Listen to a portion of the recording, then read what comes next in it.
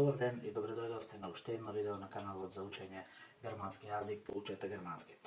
Во ова видео на малце поинаков начин ќе пробаме да ги објасниме падежите во германски јазик, за кои што ние како говорители на мајчин македонски јазик не се малце потешки, бидејќи имаме некои заостанати форми од падежи во македонски јазик, но ги немаме директно како падежи, па затоа и малце ни се потешки за изучување. Во германски јазик постојат 4 падежи, од кои номинатив, акузатив и датив се најчести падежи. Постои уште еден падеж во германски јазик, генитив, кој што речиси да не се употребува во секојдневниот јазик. Поради тоа, во ова видео ќе ги споменеме само трите падежи, номинатив, акузатив и датив, со цел полесно препознавање на падежите во германски јазик и вклучително на тоа, значи со самото препознавање и увидување на кои промени треба да настанат доколку има во реченицата падеж. Многу често, како наставник по германски јазик, многу често слушам оваа реченица е во акузатив или оваа реченица е во датив. Че тоа е тотално погрешна констатација на поимот падежи. Во падеж не може да биде цела реченица. Во падеж може да биде именка или лична заменка. Значи во германски јазик, како и во сите други јазици, основен член на една реченица е глаголот. Или во македонски тоа би било прирокот. Доколку имаме реченица, например, ние планинариме во шума, или ние планинариме секој викенд, или ние шетаме во шума, било како. Зборовите планинари и шета се дејството во реченицата, значи тоа е глаголот. Во германски јазик прилично значаен член во реченицата, ако не и најзначаен член во реченицата е глаголот. Според тој глагол, особено за падежите е многу значаен за да знаеме да го определиме кој член во реченицата е во кој падеж. Значи, во падеж, да се поправам, во падеж може да биде именка или лична заменка. За оние кои што граматички не ги разбираат толку поимите именка, лична заменка, глагол и сите други, ќе пробаме и на поедноставен начин да ги објасниме. Значи, глагол кажавме дека е дејството во реченицата. Значи, пример, јас пишувам на табла, глагол е пишува. Дејството што некој го прави е глаголот. Ние планинариме, планинари е глаголот или дејството во реченицата. Овој предмет се вика маркер. Името на предметов е маркер, значи името е маркер. Маркер е именка. Овој предмет се вика табла. Зборот табла е именка, значи именка наједноставно е име на некој предмет. Понатаму во видеово ќе напишеме неколку примери. Ќе земеме иста реченица како пример. Најпрво би ве замолил исто ово што е напишано овде да си го напишете во тетрадка или на некој ливче за да може за време на анализата да може да гледате со цел полесно да разберете анализирањето на падежите. Значи, во реченица кажавме може да има повеќе падежи, во германски јазик има 4 падежи, од кои сега ги анализираме само номинатив, акузатив и датив. Бидејќи тие се најкористени, има уште еден падеж генитив кој што и не е толку користен, затоа сега тој нема воопшто да го споменеме. Ова што е сега напишано, претпоставувам дека сте го запишале како белешка во вашите тетрадки или нотеси, сега ќе го извршиме и ќе направиме, преку неколку примери ќе пробаме да ги објасниме тоа, да го објасниме како се пронаоѓаат падежите во германски јазик. Во првава реченица, јас купив табла. Сум заборавил точка. Во првава реченица, значи, најпрво да почнеме со глаголот. За определување на падеж на овој начин, значи на првиот начин што ќе го објасниме, најглавно ние да го знаеме глаголот. Во оваа реченица глагол е, значи кажавме глагол дека е дејството. Јас купив табла. Дејството во реченицата, значи тоа што сме го направиле е купив. Тоа е глаголот во оваа реченица. Номинатив може сега да гледате доколку си го запишавте, ја препишавте претходниот слайд, претходното што беше напишано на таблата, може тука да се асоцирате. Значи, номинатив во реченицата е вршителот на дејство или во македонски тоа се нарекува подмет. Наједноставно би било од искуство, значи од моите ученици што кажуваат наједноставно е како вршителот на дејство. Вршителот на дејство во реченицата е номинатив. Во оваа реченица, јас купив табла. Дејството кажавме е купив. Кој е тој што го врши купувањето? Значи, кажуваме Кој купил? Одговор на кој купил е јас. Значи, јас вршител на дејство.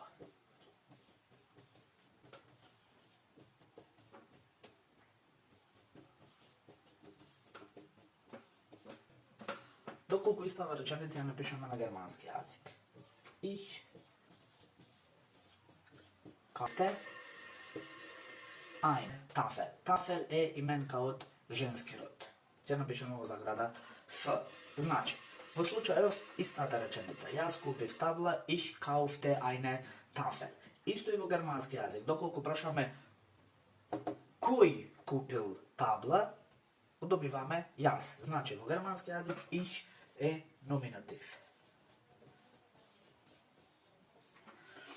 Исто и во македонски кажавме вршител на дејство, номинатив. Истото, значи тоа што во македонски вршител на дејство, во германски е номинатив. Или, поедноставно, доколку на глаголот купив во случајов, или кауфте на германски, доколку прашаме кој купил, ќе го добиеме вршителот на дејство, тоа е, значи, одговорот, јас ќе биде номинатив. Повторно ќе ве упатам да погледнете во белешката од претходниот слајд, каде што ги имавме напишано сите три падежи. Кај акузатив може да видите директен трпител на дејство, што, кого или директен предмет. Значи во македонски јазик постои, во литературен македонски постои исто директен предмет или, ако ви е поедноставно, значи било како може директен трпител на дејство. Кажавме вршител на дејство, јас купив кола, јас купив табла, значи тој што директно го врши дејството е јас. Директен трпител на дејство, значи тој што е купен во случајов, или, многу поедноставно, доколку на купив прашаме што или кого, што е за предмет и кого е за лица, не може да кажеме кого го купив, би било што купив, табла ни одговара на што. Или во германски исто, eine Tafel, ich kaufte eine Tafel. Тафел ни одговара на прашање што купив. Тафел ќе биде во акузатив. Кој купува, може повторно да погледнете во белешките. Номинатив може да го најдеме доколку прашаме, доколку на глаголот, на кауфен, прашаме, доколку на глаголот прашаме кој. Кој купува? Јас. Тоа е номинатив.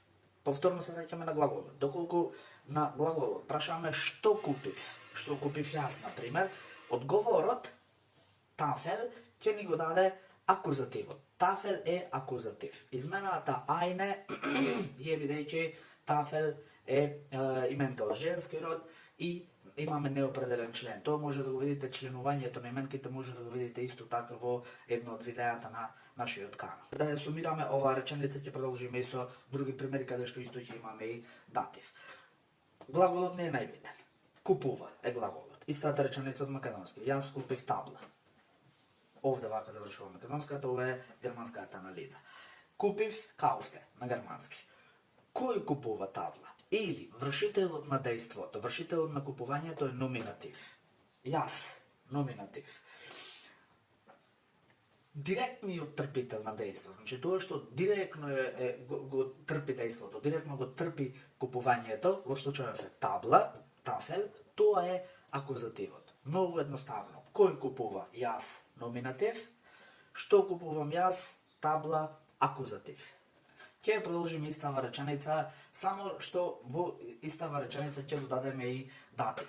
Намерно на истава реченица додаваме и датив, повторно со цел да се покаже на тоа дека на почетокот што кажавме дека се прави грешка кога се вели реченицава е во акузатив или реченицава е во датив. Значи не може цела реченица да биде во акузатив или во датив, само член или дел од реченицата може да биде во одреден член, номинатив, акузатив, датив или генетив. Имавме реченица, јас купив табла. Кажавме кој купува е номинатив, кој купува јас, што купувам е акузатив. Номинатив јас, акузатив табла. На истава реченица може да додадеме и индиректен трпител на дејство или индиректен предмет или индиректен предмет наједноставно би можеле да го определиме со тоа што на глаголот повторно ќе побараме одговор на прашањето кому. Значи, номинатив кој купува јас, акузатив што, датив, повторно ве упатувам на најпрвиот слайд, да речем, што го имавме напишан.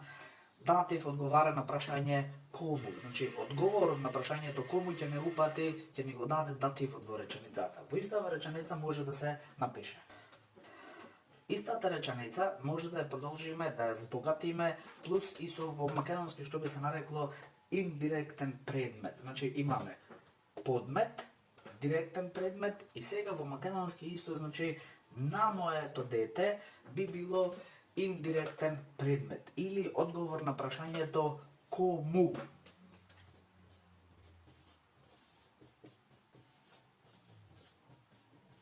Одговорот на прашањето кому ни го дава дативот во реченицата. Да повториме.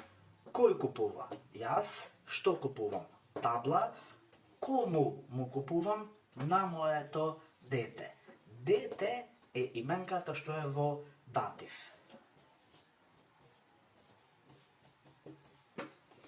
Дете е именката што е во датив. Прилично едноставно. Јас, табла, дете. Кој? Јас. Што? Табла. Кому? На моето дете. Понатаму во видеово исто така ќе кажеме и кои промени треба да настанат во членот. Значи промените кога веќе еднаш ќе се определи падежот на именката или личната заменка, треба да се направи точно определена промена. Таа промена се врши на членот од именката. Понатаму во видеово ќе го објасниме и тоа. Моментално главна цел на овој дел од видеото ни е да да научиме како да ги најдеме која именка е во кој падеж. Ова реченица сега ќе извршам, ќе напишеме нова реченица. За потребите на следнава реченица ќе ги искористиме следниве три именки. Деазон, син, ди мута, мајка, ди блуме, цвеќе. Дер, ди, исто така, ди се членови, значи, кои покажуваат на родот на именките. Деазон, машки род, биолошки определено да е машко, син, значи деазон, ди мута, ди, не укажува на тоа дека мајка е исто биолошки определена да е од женски род, ди блуме, блуме е исто така именка од женски род. Нешто вон темава на падеживе во германски јазик. Сите именки кои што завршуваат на се од женски род. Значи, во германски јазик, доколку именката завршува на е од женски род. Со исклучок на тие, например, Јунге, завршува на меѓутоа биолошки определено да е машко, значи момче. Значи, тие што завршуваат на се од женски род, со исклучок повторно на тие што се биолошки определени да се машки, како например момче. Да продолжиме со падежите. Значи, доколку ги искористиме овие три именки, син, мајка и цвеќе, исто така може да го употребиме глаголот гебен, значи дава. И може да ја добиеме следнава реченица. Од веќе кажаните 4 члена може да ја добиеме следнава реченица. Деазон, гипт, деамута, ди блуме. Глаголот е значи од гебен, гипт, деазон, деамута, ди блуме. За да ги анализираме измените, значи кога ќе дојдеме до анализирање на измените, тоа е више во вториот дел на ова видео. Прво да видиме која именка, во случајов имаме глагол и три именки, која именка е во кој падеж. Значи, именка е зон, мута и блуме. Главно кажавме е да го знаеме глаголот. Глаголот е гебен. За да видиме која од овие три именки, значи син, мајка и цвеќе, која е во кој падеж во истава реченица, треба да го бараме, значи може на неколку начини да се најде која именка е во кој падеж. Наједноставен начин е да видиме според тоа која именка на кој прашање одговара. Доколку на глаголот, на дава, гипт, прашаме кој. Кажавме дека кој ќе ни го даде номинативот. Што ќе ни го даде акузативот. Кому ќе ни го даде датив. Значи, глаголот е дава. Кој дава? Од именките син, мајка и цвеќе, во оваа реченица, тој што дава, значи кој дава цвеќе, е син, зон. Тој е вршителот на дејство, значи тој го врши давањето. Тоа што ни го дава одговор на прашањето што е акузативот. Веќе го имаме номинатив. Кој дава син? Што дава синот? Обидете се сами. Мајката ја дава или цвеќе дава? Го дава цвеќето. Значи, блуме,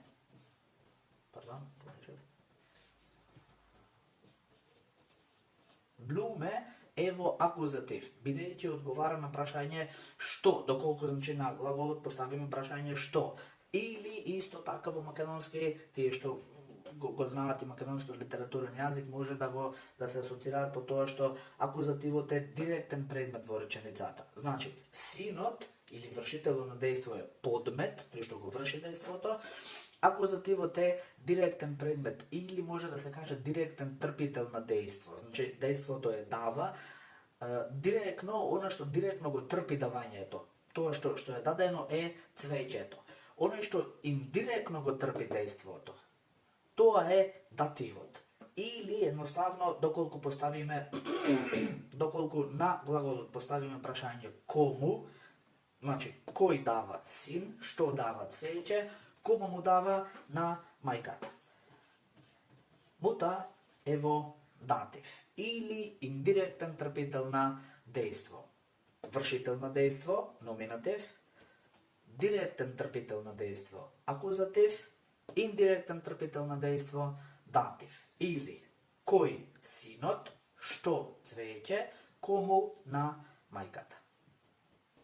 Истата реченица ќе ја земеме како пример за да ги анализираме и измените кои што треба да настанат во реченицата, значи измените кои што треба да настанат за именката или личната заменка, во случајов имаме само именки, според падежот во кој што именката е. Ја имаме повторно истата реченица. Der Sohn gibt der Mutter die Blume. Кажавме, зон номинатив, der Mutter или Mutter датив, Blume акузатив. Ги напишавме само скратено. Номинатив, датив е целото име, акузатив, како е скратено од акузатив. За целта на анализирање на измените во членот, кажавме, нели, измените настануваат во членот за да знаеме која именка е во кој падеж, членот во случајов е der и die, потребно ние да ја разгледам, да ја видиме следнава табела. Оваа табела исто така би ви препорачал да си ја запишете во вашите тетрадки или нотеси, за да може во тек на анализирањето на реченицава од моја страна, да може да ги гледате измените, која измена зошто настанала. Да почнеме. На почеток кажавме дека зон е именка од машки род. Машки род, номинатив, ќе го добиеме членот der. Затоа тука е пишано der Sohn или der Sohn. Мута или мајка, именка од женски род. Може да забележите дека на почетокот кажавме женски род, членот е die, а тука пишува der или dea. Dea е измената што треба да се направи кај именките од женски род доколку се во датив. Значи, доколку некоја именка е од женски род и е во датив, може да видите во табелата, значи кај женски род датив, ќе видите дека измената на членот треба да е dea.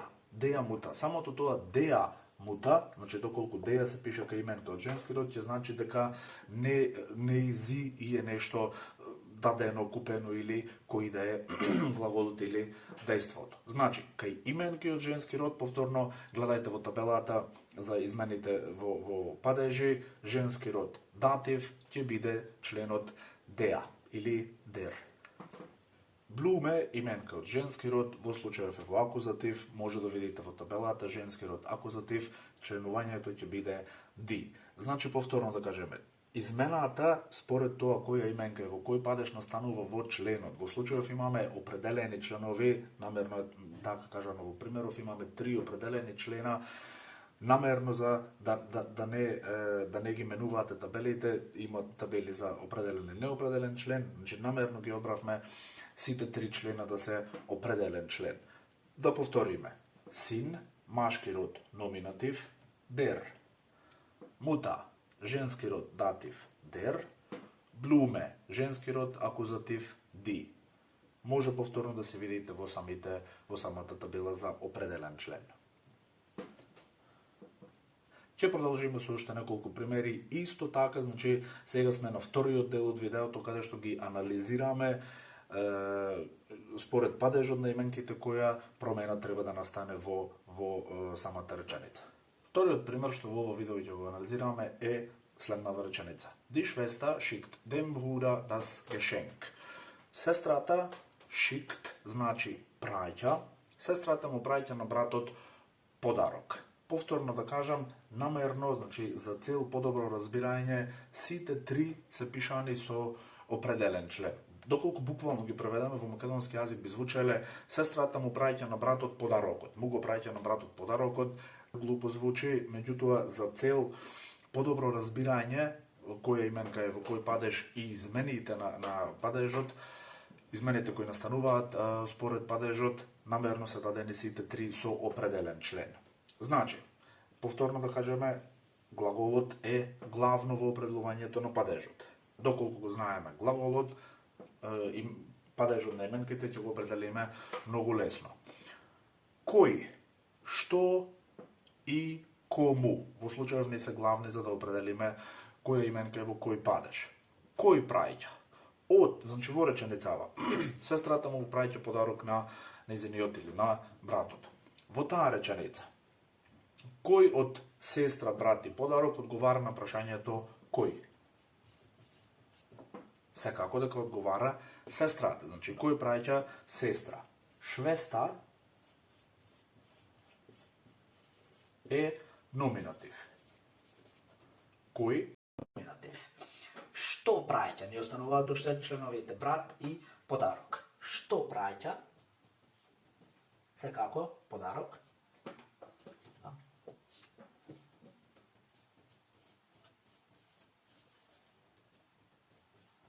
Значи, што, акузатив,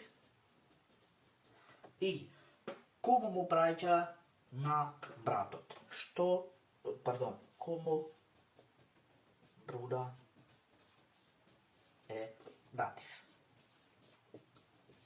Ве упатувам повторно да погледнете во табелите во табелата каде што се изменети падежите, каде што членот изменет според падежите. Значи, сестра, кажавме дека е во номинатив. Сестра е од женски род, номинатив женски род, ди. Членот треба да биде ди. Бруда, именка од машки род. Бруда, датив, машки род. Дем. Подарок, именка од среден род. Неутрал, среден род. Именка од среден род, во акузатив членот ќе биде das. Во ова видео ќе дадеме уште еден пример за анализирањето која именка е или лично заменка е во кој падеж. Во случајов ќе кажеме само за именките во некој друго видео, се надевам дека ќе имаме повеќе видеа од овој вид. Ќе анализираме и за вториот начин на определување на падежи и за исто така лични заменки во падежи. Следен пример ќе биде со глаголот helfen, значи помага. Der Vater hilft dem Sohn. Во ова реченица имаме само две именки, Vater и Sohn. Повторно, намерно даваме ваква реченица за да ви прикажеме дека не мора во една реченица да има и номинатив, и датив, и акузатив. Значи во една реченица тоа што мора да го има е номинатив и глаголот. Значи тие се два главни члена во реченицата, во германска реченица, за да може да постои како реченица. Реченица може да биде покрај глаголот и номинатив или глаголот и вршително дејство, може да има само акузатив, може да има и акузатив и датив и генитив, може да има само датив, може да има и само генитив, значи не мора да значи дека во една реченица мора доколку има акузатив да има и датив или доколку има и датив да има и акузатив. Значи во реченицата може да има и само датив. Пример во оваа реченица. Повторно одиме со анализа. Hilft доаѓа од helfen, значи помага. Повторно ги прашуваме прашањата. Кој помага? Значи реченицата. Таткото му помага на синот. Кој помага? Татко. Номинатив. Значи таткото именка што во случајот ми одговара на прашање кој и ево номинатив. Доколку поставиме прашање што или кого, во оваа реченица не би нашла одговор. Значи, не може, пример, што помага или кого го помага, не може да се одговори на тоа прашање, што значи дека во оваа реченица нема директен трпител на дејство, значи нема акузатив, туку имаме одговор на прашањето кому. Значи, кому му помага таткото? На синот. Der Vater hilft dem Sohn. Кому му помага на синот? Бидејќи син одговара на прашање кому, ќе биде во датив. За измените, според падежот, повторно ќе ве упатам на табелата за измени во определен член. Фата, значи татко, именка од машки род, во номинатив членот ќе биде изменет деа или дер. Син, исто така именка од машки род, во датив измената на членот ќе биде дем. Значи, машки род номинатив дер, машки род датив дем. Тоа беше се во ова видео што се однесува на падежите. Се надаваме дека во скоро време ќе имаме и второ видео со кое што ќе продолжиме со анализата на вториот начин за да увидиме која именка е во кој падеж и исто така со примери за лични заменки, значи не само за именки, туку и за лични заменки во падежите. Се надевам дека ви се допадна ова видео и доколку ви се допадна, ве молиме да направите subscribe на нашиот канал за да може да продолжиме со снимање на други видеа. Чус!